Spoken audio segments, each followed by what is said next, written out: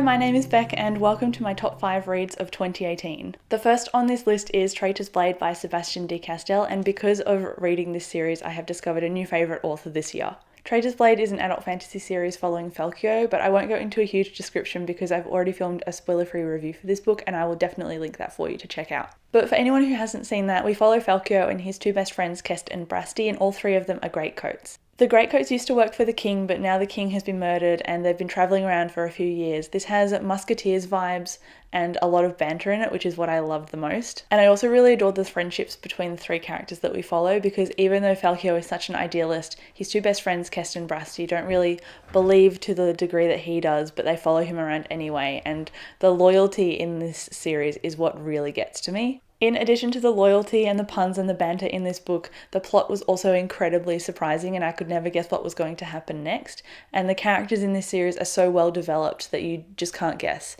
So I would definitely recommend this series if you're looking for a new fantasy adult series. The next book is another adult fantasy series, and it is the third book in the Mistborn trilogy called The Hero of Ages by Brandon Sanderson. If you want to know more about the Mistborn series and then Mistborn Era 2 and a bunch of other Brandon Sanderson books, I've done a whole video on that, so you can go and check that out. I'll link it for you as well. But because this is book 3 in the series, I won't spoil obviously what this is about. I did give the first two books in this series about a 4 stars and then a 4.5, but this is the book that convinced me that I need to reread all of them, and I gave this 5 out of 5 stars. Just really quickly, The Final Empire is the first book in this series, and it follows our main character named Vin, and she's a teenager, she's a street urchin, and she gets found by this guy named Kelsier. Kelsier wants to start a rebellion against the Lord Ruler, and so he's kind of putting this band of people together to do that. In addition to this plot, there is also an immense world-building magic system going on in the Mistborn series. The first book, The Final Empire, is basically a series of heists set in a fantasy world where ash falls from the sky and mist comes at nighttime. Honestly, there are so many little complexities to this series, but that's what makes it so amazing, and it might seem intimidating, but it is well worth the read. The narration is very casual and it is very easy to understand. If you are on the fence about picking up the Mistborn series, I 100% support your decision to pick it up because it has become one of my favourite fantasy series this year, and I wish I got to it sooner. This next book really surprised me. I didn't expect it to become a favourite, but it was really beautiful and really wholesome,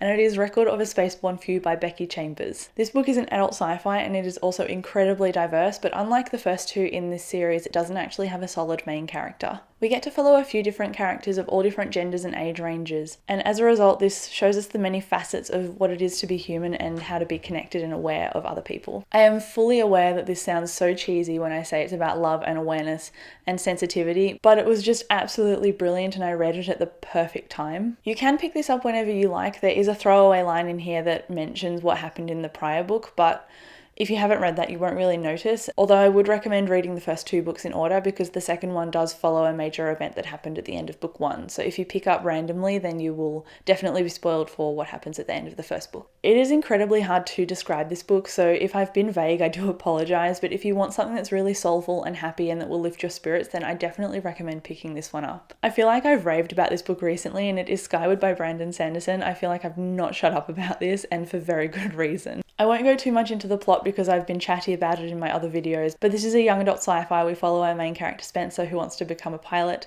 There's a talking spaceship in this, and there's a lot of character growth and world building. Even though this took me a little bit to warm up to because Spencer was very dramatic and seemed quite stereotypical, she ended up growing and I ended up adoring this book as a result. I also cried at this book because I'm a sucker for relationships and loyalty, but I am a book sook as well, so I don't know if the average person will cry at this, but I did. This is also an awesome place to start if you're not sure about reading sci-fi because Sanderson breaks down his worlds so they're very digestible, and Skyward was no different. And we're finally on to the last book, and I read this in January but I still think about it, and it is Golden Sun by Pierce Brown. This book is the second installment in the Red Rising series and it absolutely destroyed me, but in the best way, and I immediately picked up the third book as well, which I also gave 5 out of 5 stars, but I loved this one just a little bit more. Really quickly, Red Rising is a brutal young adult sci-fi series following our main character Darrow, and he kind of exists in a class system but doesn't initially realise. He is a Red, which is the lowest rung of society, and the inner society ruled by gold, which is the highest colour. Darrow, at first unwillingly, becomes part of a rebellion, and the story kind of takes on an almost Hunger Games vibe,